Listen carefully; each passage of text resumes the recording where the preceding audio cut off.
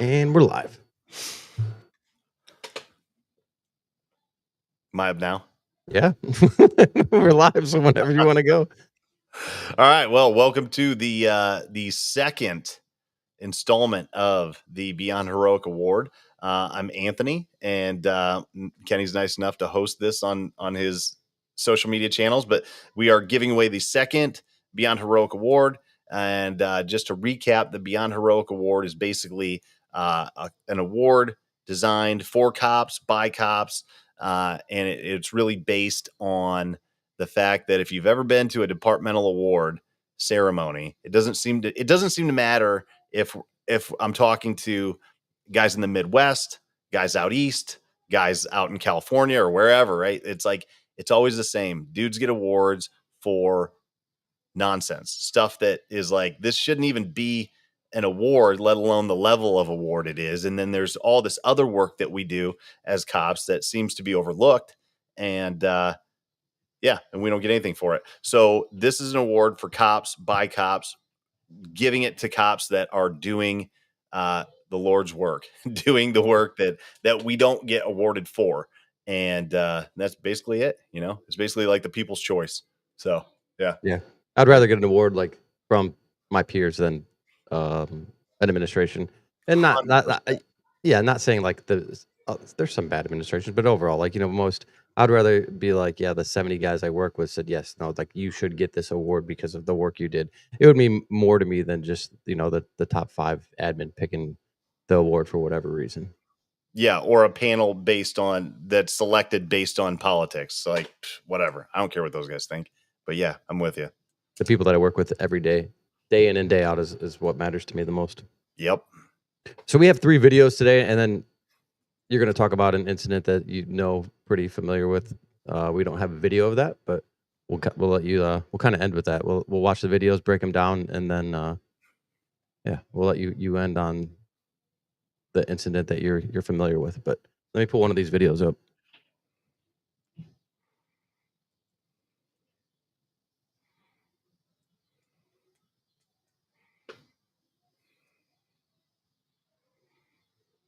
So the first one's from a few years ago. I just had the guy on my podcast. He had attended my class, so I know he tried to get fresh ones up here. This one's just a very good ending, I guess, to a situation that was a complete cluster.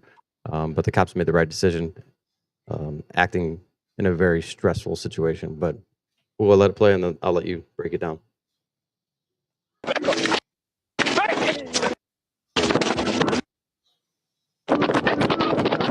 Bullets fly when a pair of Florida deputies are suddenly ambushed. It all started with a traffic stop. Deputy Tyler Toman talking to a woman while another person rests against the trunk of the sedan. A second deputy, Brian Potters, approaches the vehicle and inside sees a third adult and a baby, and also a dog in the back seat. He makes small talk about his own kids and asks the adult to get out of the vehicle. He wants to talk to you out here. Is that all you're... Yeah. I'll watch him for you. He's all right. I got babies. Oh, you got a dog too? Hell. I'll make sure they're all right. I got babies too, man. That's when the car door opens and all hell breaks loose. More than 61 bullets fired in less than a minute. The man with the assault rifle hit in the leg, and Deputy Brian Potters shouts out he's been hit. Deputy Potters disoriented, not realizing the gunman is right behind him. The gunman hammers Potters in the face with the butt of his rifle, and when Potters goes down, the gunman keeps beating his face, fracturing his sinus and orbital bones. Deputy Tyler Toman drops his spent clip, quickly reloads his gun before unloading it at the man attacking Deputy Potters. Let there be no doubt. This individual got exactly what he deserved.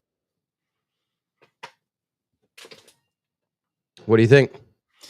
Man, I mean, it shows you how things go from 0 to 60 in 0 seconds just about. But I don't know. I look at that and I'm like, I always look at, first of all, variables to control. You know what I mean? And to really understand, do you know the backstory? What's the backstory of the traffic stop itself?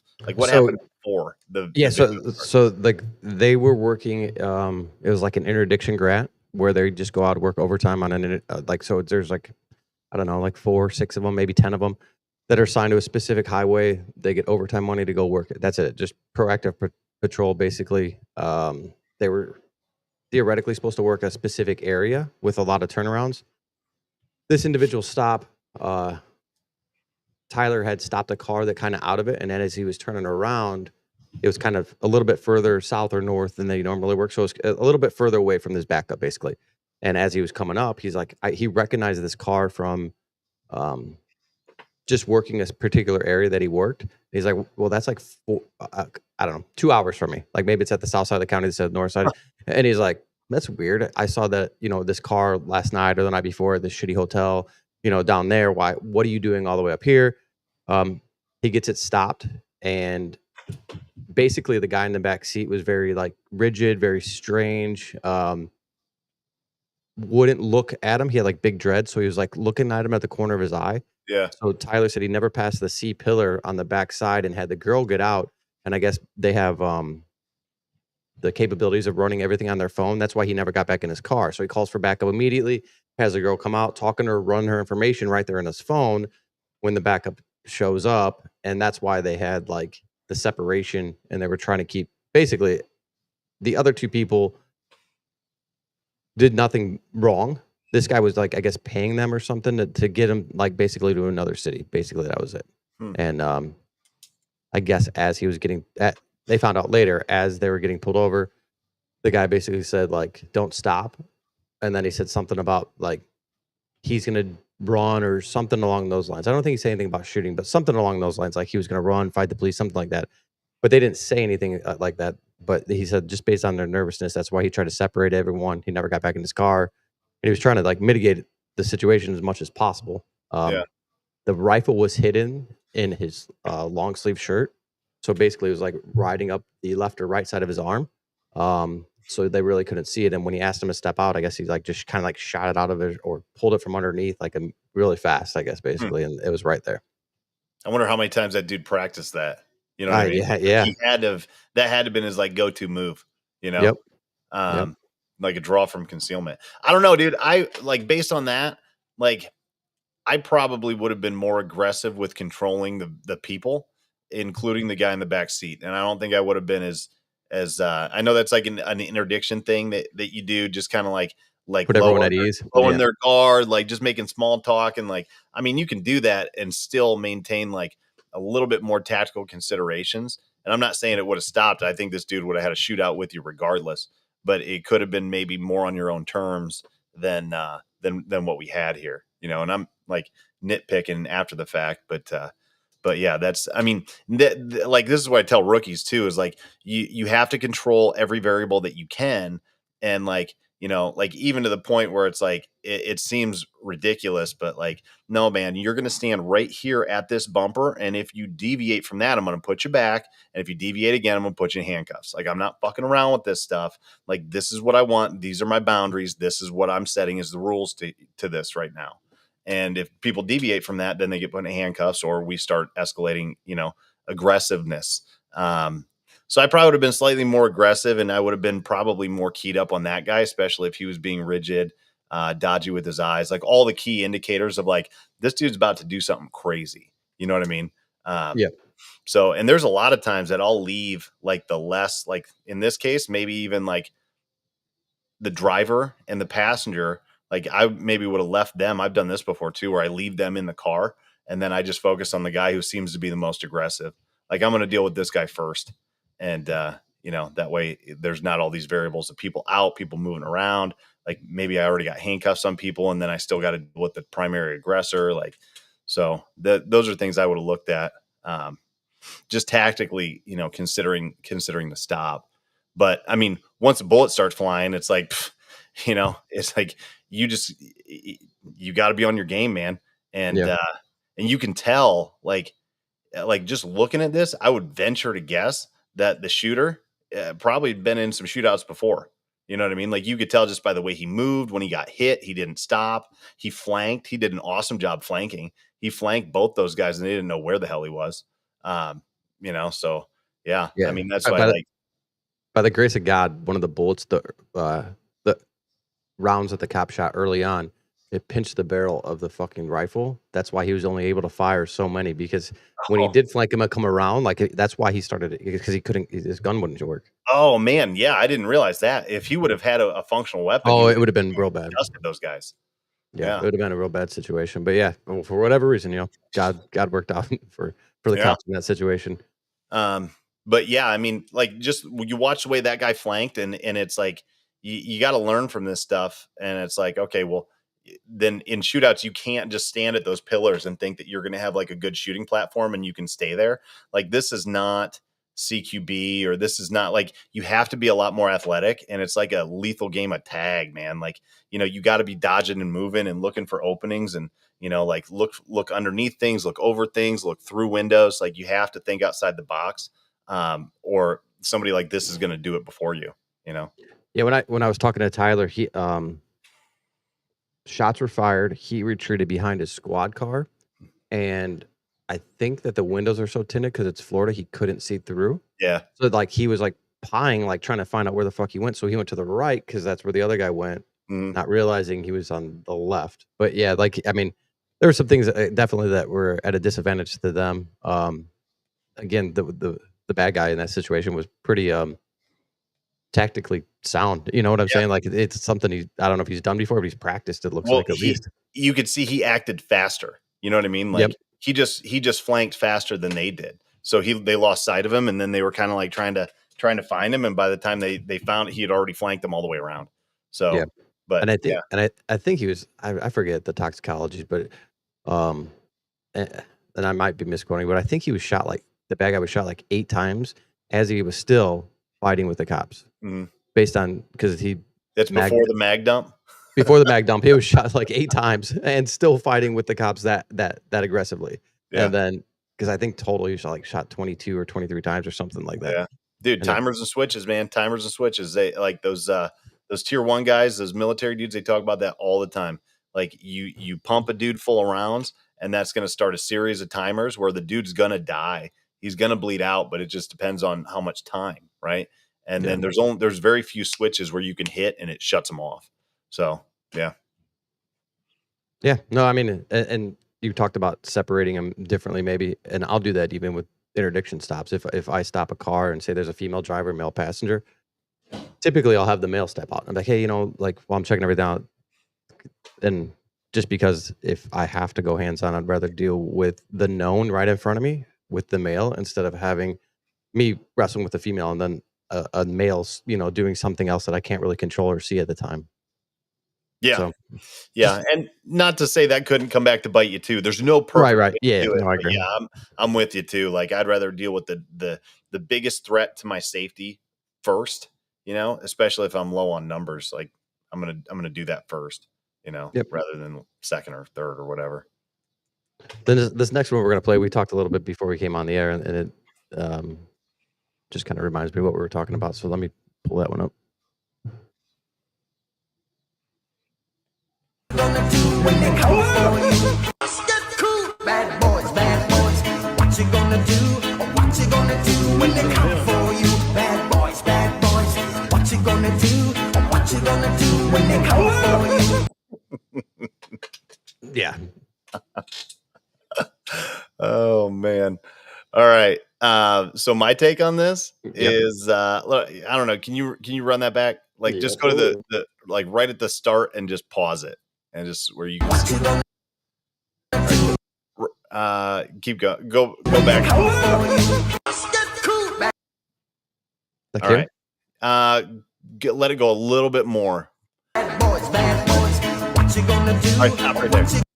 Okay, so like right there, like, you can tell just by, like, let's totally judge these officers right now based on their appearances. Okay, so like I'm guessing, based on my experience, that they don't have very much control right now. You know what I mean? Like, they probably don't know a whole lot of arrest and control tactics, jujitsu. It doesn't look like they're very physically strong.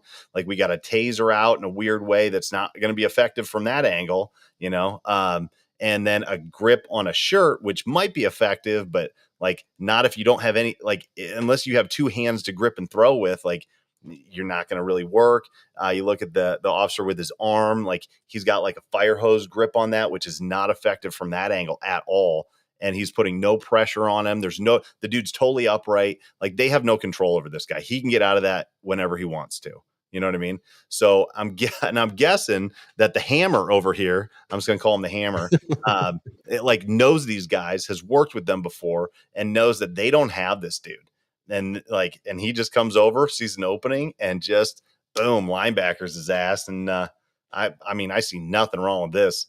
This makes me happy. You know, like it's a little reckless, but hey, dude, like sometimes it's like, especially who knows, maybe this guy's already been fighting, maybe he's already ran, maybe he's got a warrant for something crazy. Like, yeah, get after it. You know, he's resisting. Yeah, that's what I say. But he's resisting, but it's not like he's trying to fight them or get away to an extent. It almost is like he's like just being like almost like passive resisting. You know what I mean? It would be like someone sitting in the middle of the road, kind of. You know what I mean? He's not really like trying to fight them. He's not throwing haymakers. He's resisting. Yes, he's not complying, but I don't know. I feel like he is more like I don't know. I think he could have done a lot if he wanted to really get away or really fight. He could have went there, and he definitely was more of a. Even look at his stance. He's like, "What the hell am I doing?" Or I don't know. That's kind of this for the bad guy's perspective. Like he's like, you know what I'm saying? He's not really actively trying to get away. Let it play again. Let me see. All right, so like right now, like they don't have control over him. When they come for you, bad boys, what you gonna do? What you gonna do when they come for you? Yeah.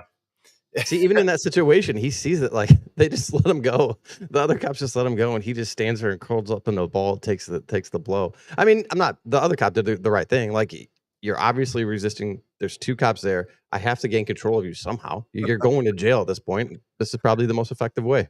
Yeah, I mean, I don't see a problem with it. Like, you know, he was doing enough where I would have been comfortable with that, and it's been like, whatever. Now you run the risk of like, you know, what was the crime? Like all those things prior to the video, those all matter in terms of resisting, I agree. You know what I mean? Because like if the crime was, I don't know, he's like he jaywalked and they're trying to take him into custody because he didn't want to sign a ticket or something stupid, right? Let's say it's like something super minor, and then they're kind of like, you know, like patty caking around with him and they don't know how to control him. And then this dude sees it, Hammer sees it and then gives him the hammer.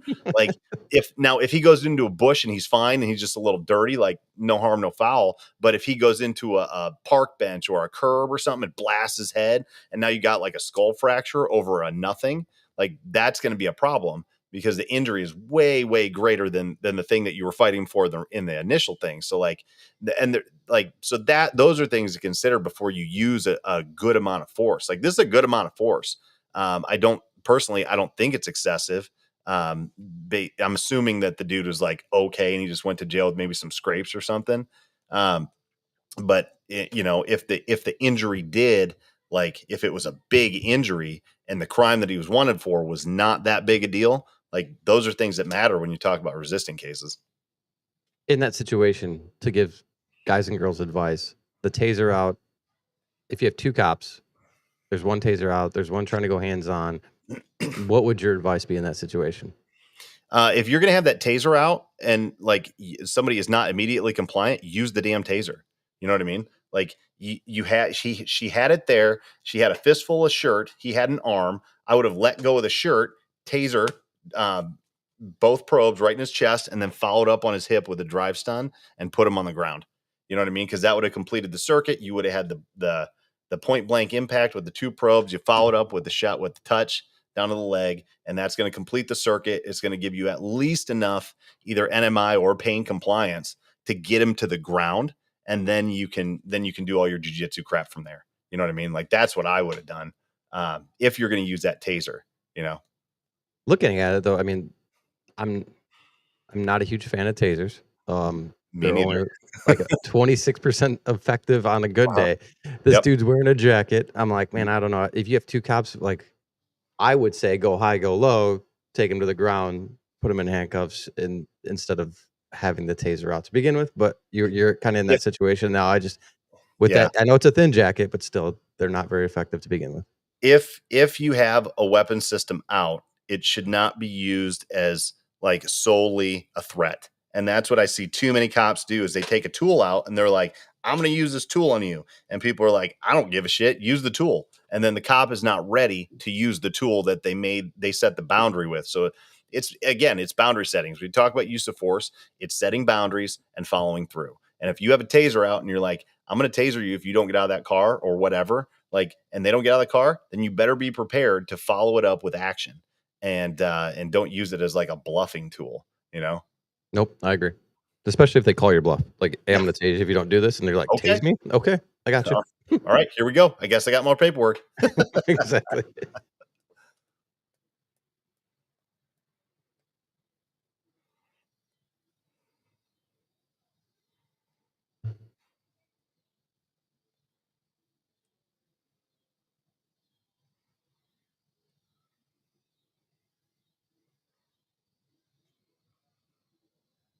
This is a long one. It's like 4.5 minutes long. There's sound here in a minute. So that was a little carjacking, it looked like. I think it was domestic. Oh, okay. And that was the female. And I think her kid's in the car. 911, state your emergency. Can somebody please come to me? Somebody just hit me with a gun, and I have my daughter. They're trying to kill me right next to me. Please, I'm bleeding. I'm on I don't know. I'm on Shields. Please Okay, come. are you on foot or in a car? I'm in a car. What kind of car? I'm in a BMW. What color? A blue. Are you alone in the car? No, I have my daughter. Okay, who was it that hit you? It was an ex-boyfriend. And he hit you with a I gun? think he busted my head open. I'm gushing out blood. And he's following me right behind me. Okay, hold on, okay? I'm getting the call in. Okay, he's like trying to hit my car. So you're driving, you're not parked? No, because he's like trying to abuse me right now. And my daughter's in the car, and he hit me with a gun. Stop, I'm bleeding and gushing out blood. Why are you saying that? Why are you trying to kill me? Get the fuck to it. Pull over, talk to me. Why? Just put the gun down. Please. My baby's in the car. All right, I have them. As a cop, what's your mindset going into that? Oh, that's I mean, unless there is all right. So number one is like, all right, dispatch is always lead information only. And that's like, you have to make sure that you don't get primed too much. Or because, a lot of times, like most times you go to stuff and it's like today, honestly, like we went to an armed robbery call where the guy was still inside the business. And we showed up and the dude was still inside the business. He had a gun on him, but it was not an armed robbery. So if we would have been like super keyed up and like take that at 100% truth, then there's a way higher likelihood that we shoot a dude that didn't need to be shot. There was a disturbance. There was a problem. The dude did have a gun, but he never took it out. He never used it. And we ended up having no charges on him anyway. So we went there thinking that this is maybe an armed robbery that could end up in a hostage situation or something crazy, right? So it's real easy to get keyed up and primed up for stuff that may or may not be true. So it's like lead information. You got to take it as like 50-50, 60-40. It's true. It's probably more true than not, but we got to figure out what's there when we show up. But the more you see, right? If you see two cars chasing each other or you get dispatched to that, then you see it. You're like, okay, we got one more piece that's telling me this is the real deal. And then if you see the dude matches the description, you got one more piece, and then you find out he's the threat. And then you start like verifying and corroborating the evidence and the leads. It's kind of like anything else. Like you got leads, the dispatch is a lead, you corroborate that as true, and then you can take action from there. But I mean, something like this, you have to go in with like, all right, this is straight up like tactical as I can possibly be, as aggressive as I can possibly be, or somebody could end up dead real easy. It's ironic you say that because right now you'll see the cop and he basically corroborates the vehicles and everything as he pulls up. Copy, I'll give it here.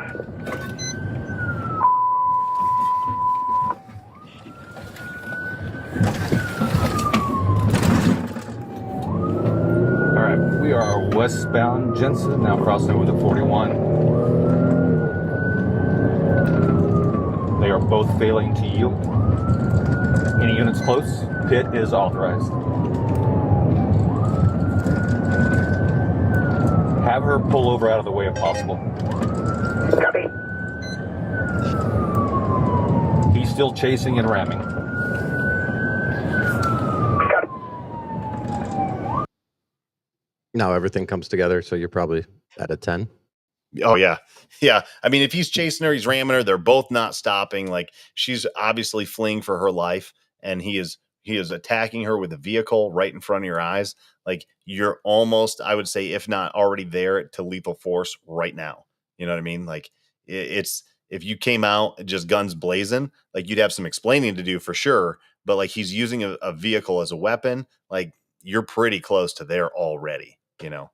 And the Supreme Court's said that, a vehicle is a deadly weapon or considered a deadly weapon. So I think, yeah, You're probably right. Charles 14, I'm with you, 102.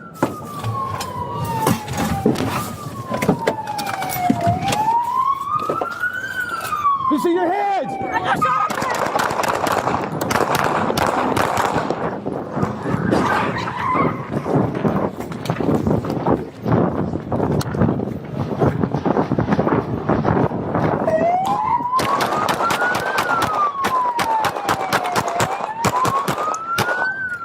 Cool. I'm with you. You come out with It gets better because, but like right here, I mean, everything that just took place, like how accurate he shot, he ran maybe a half a block, but you're already like your adrenaline's through the roof, so that's like, I don't know, and he's still able to, I don't know, I guess he's in good enough fitness shape, like health shape, like to handle that situation because he's not like most people would be. Like if I was in that situation, I'd probably be like screaming, like, you know what I'm saying? Like he's nice, calm, collective. He's putting, shots on target, and there's not a lot of like extra things going on. He's very controlled. Even though it's chaotic, he's controlled, I feel like. Yeah, a clean reload too. Yeah, everything was nice and smooth. your hands up, or we will shoot you again. Come out on the ground.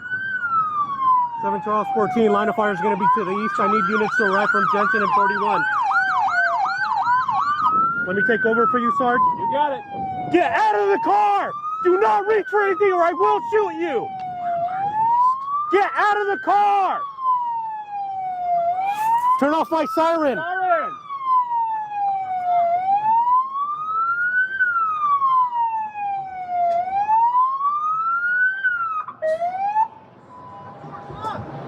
Unlock the door. Get out. If you reach, you won't get shot. Come out. Face away from me.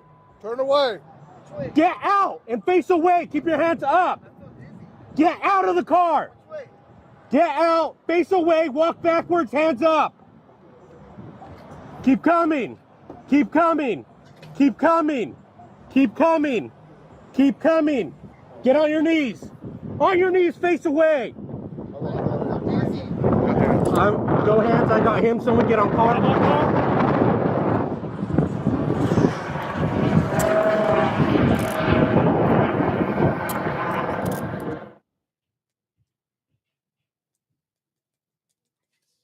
That's it. You want me to play anything else? If not, I'm going to take it off there. No, you can take it off. So with that one, like, so do you know any details on it? Did he end up having a gun? I don't know. I honestly don't know. I mean, I think that I don't know a lot of the details, to be honest with you. But she's claiming that he pistol whipped her and had a gun and was trying to kill her. And he does on the 911 call say, "I'm gonna kill you." Yeah. So yeah, and she's screaming, "Don't shoot me! Don't shoot me!" So yeah, I don't know. Like, based on the totality of all that, like, and the fact that you saw him ramming, and the fact that, like, all those things, like, I think, like I said, you're pretty close to there, if not there, for lethal force with a vehicle. Now, the only thing that he's going to have to explain is, like, and what I would question if I was like the defense attorney, I'd be like, was it really a deadly threat? Like, she was inside the vehicle. She wasn't like on the road and he was trying to run her over. So how big a threat was it to her life? And that's something that it's like that officer is going to have to just articulate that. Like, why did you feel like it was such an imminent threat to her and to the bystanders that you needed to like open fire right away? And then I think something that they'll probably be into the conversation also is like, well, he was leaving. He was trying to flee from you, and then you open fire on him. And I mean, you can articulate that he's a forcible fleeing felon, and that like Graham B. Connor says, like, yeah, blast that dude. The rest of society's still at risk. I mean, if he's willing to kill a kid and his ex-girlfriend, right, like who knows what he's capable of at that point? Yeah. So do you have, is he a forcible fleeing felon? Then, and the answer is yes. Then, yeah, I mean, legally justified. Like, yeah, I think he'll have to do some articulating as to like, you know, in his interviews and stuff, like, why did you feel that was such an imminent, immediate threat that you had to take care of like that? But yeah, as far as shot placement, yeah, I don't know. I mean, I hope, and it looked like all his shots were at least in the vehicle, because that was there's a lot crowded area, man. Like you let rounds fly, and then he takes that thing to slide lock. So I don't know. Did that dude get hit? It didn't even look like he got hit. Yeah, I don't know. There was no articulation of or like I read it. I didn't see anything about him getting shot, but I'm like, I don't know how he didn't. If you look at the placements on those windows, like, I mean, unless he dove over the passenger seat as the rounds are coming in the window, I don't know. Shooting into vehicles is weird, man, because like it hits windows, it hits, you know, parts of the metal, and it just changes the direction of the rounds. So like, you know, I don't know how much, like if you do much training shooting into vehicles, but we do a decent amount. You know, we'll take them out to the range and shoot them with different rounds from different distances and see what they do. And when a round hits a window, especially like a 9mm round, like it does the opposite of what you would think it would do. So like if it hits a windshield, that on that slant, if you're shooting into a windshield, it's going to drop. You know, so like if you're aiming center mass, it's going to probably hit him in the gut or even like the pelvis. It's going to drop it. And then if you're shooting in a window, I can't remember, side window, I can't remember, but it basically does the opposite of the angle. So, you know, that along with like the metal on the, because some of those rounds were getting into the door, and bullets, like even 9mm go through doors. Like vehicles are not cover. We know that, but like it just changes the direction of the round. It causes it to mushroom a little bit early. And, you know, so who knows, like that's what you gotta be like cautious and purposeful with where you're putting rounds through vehicle barriers, just because you don't know what those rounds are going to do. So if tactical considerations, like if you had multiple people in that car and you dumped a mag into it, it's like you better be damn well justified to hit anything in there, because you don't know what those rounds are, where they're going to go. Right. I think when the cop initially, about both times he shoots, if you look at the background, he's kind of shooting where, like, for whatever reasons, there's no cars. Like, there's no cars directly ahead. And then as he's going through that intersection, there's like some type of business. I thought it was a gas station, but I didn't see a lot of people or cars there. Like, for whatever reason, they were like at the busiest point of that intersection, and that was kind of behind them or on his left side. Yeah, I thought it was okay. You know, I didn't think there was anything egregious in his backstop, you know, but it's just, you know, it's a populated area. If you're going to be cranking a ton of rounds off, like, you got to be kind of worried about that, you know? Like, no, I completely agree. It's a tough situation to be in right there. Yeah. I mean, yeah, I didn't think it was bad at all. And like I said, his movement was good. His reloads were clean. He stayed on like good angles, you know? The only thing I would question is like, well, why did he put his car behind the victim car and kind of like ram it up against the victim car, you know? Or maybe he just wasn't sure which car was which. And that's honestly a little reasonable too. Yeah, I think communication was good. I think communication was nice and smooth. Like, even when the backup got there and he like probably knows that this dude was just in a shooting, he's elevated, like, hey, Sarge, let me take over for you. Yeah. The guy's like, fine, I'll step away. I don't know. I thought I don't know. I love seeing clear and concise communication in those situations. Yeah. Food for thought and this is like not a big deal, but it could be a big deal, is like when you get in situations like that, like the end of that. So you're doing a felony stop, basically. You got a dude that just either shot, or he's so freaked out because he just had a mag dump go off next to his head. Like the cops are going to be basically like condition black just about. And then that dude is also going to be too terrified to move. So I think some of that delay, it's like, it's hard to tell what is like, is he planning an escape? Is he trying to like formulate his next move and that's why he's delaying? Or is he just too fucking scared to move because he really does not want to be shot again, you know? So with that, you can see like there was some miscommunication of like when the felony stops, like, oh, unlock the door, step out, turn away from me. And the guy's like, I can't turn away, or he didn't understand. He half turned away. And I've seen some videos where the cops will take that and they'll shoot the guy. And it's like, dude, all you had to do is just lay the fuck down right there. Lay down, put your hands out. Like, it's not a perfect felony stop, but you're not understanding what I'm saying. This guy, the cop, either isn't communicating it well, or the dude in the driver's seat doesn't understand what the fuck he wants him to do. Honestly, lay down, put your hands up to your side. Don't fucking move. Like, just get him flat, you know, and then have somebody cover the car and then you deal with that. But yeah, that's, I see that a lot on felony stops, especially stuff that like either after a crazy pursuit or if the guy, you know, like does something weird. It's like there's some guys are so keyed up and it's like, no, this is the way we do a felony stop. You have to walk backwards to the sound of my voice. You have to take 2 steps to your right and get on your knees. You have to do this. And it's like, they just don't. It's like, you know what? Fuck it. Just put him on the ground and we'll deal with it. As long as he's not moving and I can see his hands, like it's going to be okay. Like we'll have to do it a little bit differently, but we took that variable away. You know what I mean? Yeah. Would you say, as far as advice for someone that like maybe be cautiously patient in that situation where maybe he's not doing something that is going to be nefarious to you? It's more of maybe he can't hear you because of the fucking rounds just went through the car, or you know, like his adrenaline dump at this point, and it's just he's not really. All of those could be possible. You know what I mean? But it's also possible that he could be just like planning something and it's just like, all right, I'm just going to hold my hands out here till I figure out what my next move is and when I can grab a gun or when I can punch the accelerator again. Like I've seen that too, you know? So like we've all had the fake out end of foot pursuits, right? Where it's like, all right, I give up. Just kidding. I'm out. And then it's like they get a second wind. And then, you know, like that happened. I remember that happened to me a couple of times when I was new. And it's like, oh no, like this, they lied to me. I can't believe he lied to me. But yeah, so like you can't always take it for like, oh, he just can't hear me. But you just have to be like, well, it could be possible, but like, you know, like, all right, let's try a different route. Like if that's not working, to give him the same direction 3 times in a row, 4th time isn't going to do it. Right. Same thing with like an elbow, you know, or a strike or some move that you do like 6 times in a row. If it didn't work 6 times, the 7th time is not going to work either. You know, like use something different. And that includes like verbal commands too. Like if he's not facing away from you, just tell him, lay the fuck on the ground, get on the ground right now. And then if he doesn't do that, and it's like, I gave you a clear, easy command to follow, get on the ground, you know, put your hands out to your side. All right. If he's not complying with that, then you need to like reassess things, either create distance or move in and be more aggressive. One of the two. No, that makes sense. That makes a lot of sense.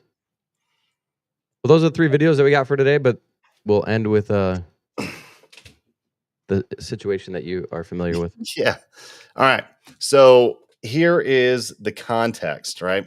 The night before. So this event happened during the hours of, I want to say like noonish. I want to say, I could be wrong on that. Some of the details are a little sketchy on it, but it's like noonish.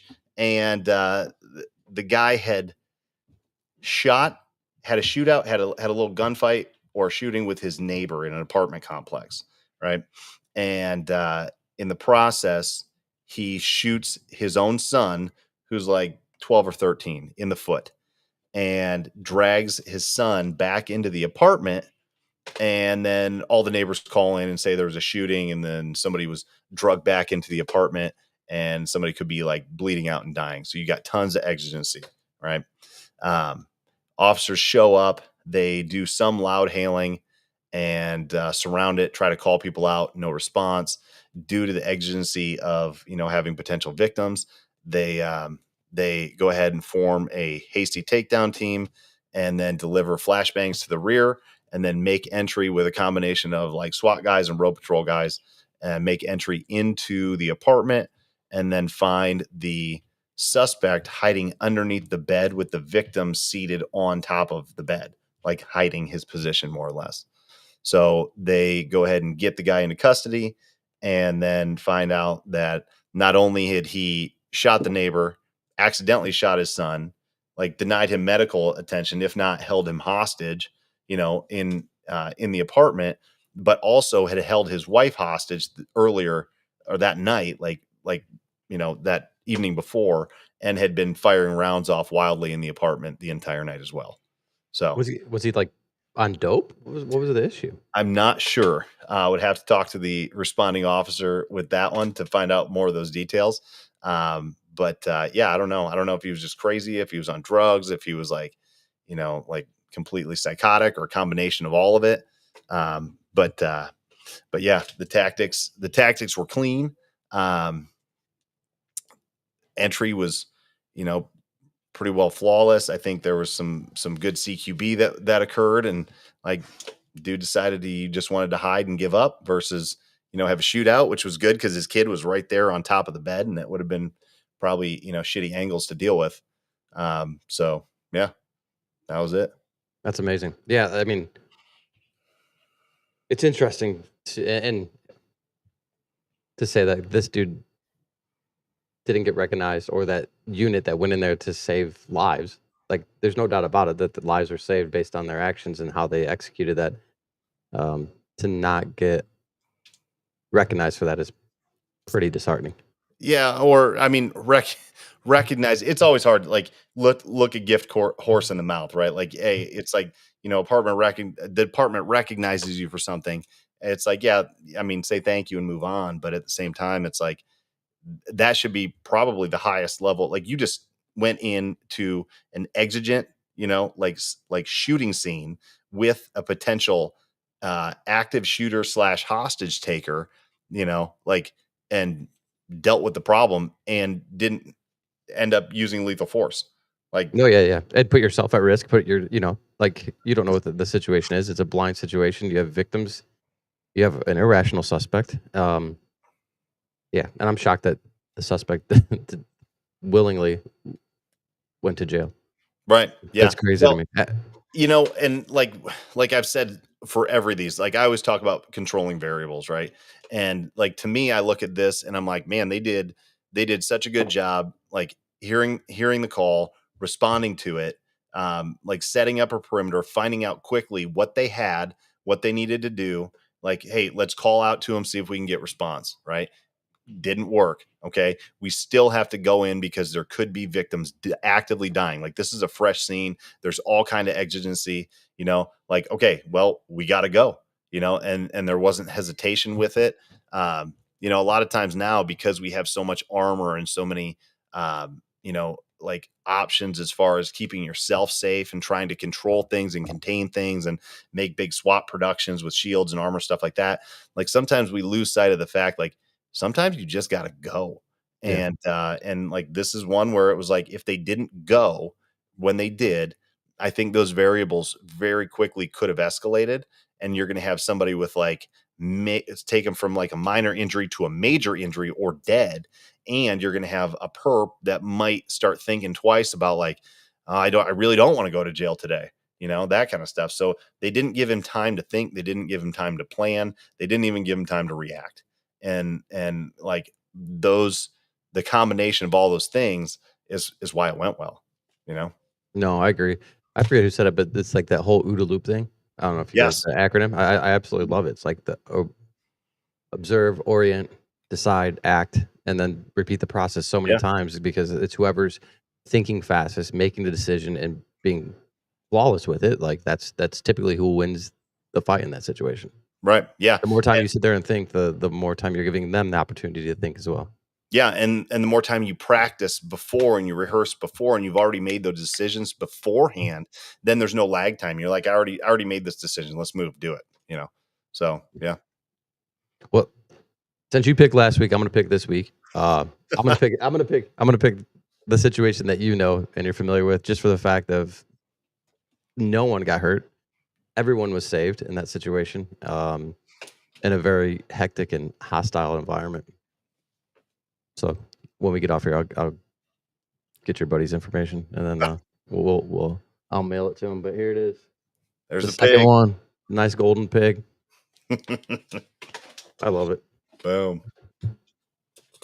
Cool. And then next week next month we're going to be more consistent. We'll be, I thought maybe the 4th, 5th, or 6th, something like that. We talked about one of those days. Hopefully we can, and then we'll be more consistent at the beginning. It was my birthday yesterday, and the 4th of July kind of screwed up this month, so I apologize. I make no apologies for anything. Fair enough. Well, it's been good, man. I appreciate it. I'll be in touch, though. Yep, absolutely. Later, bro. See ya.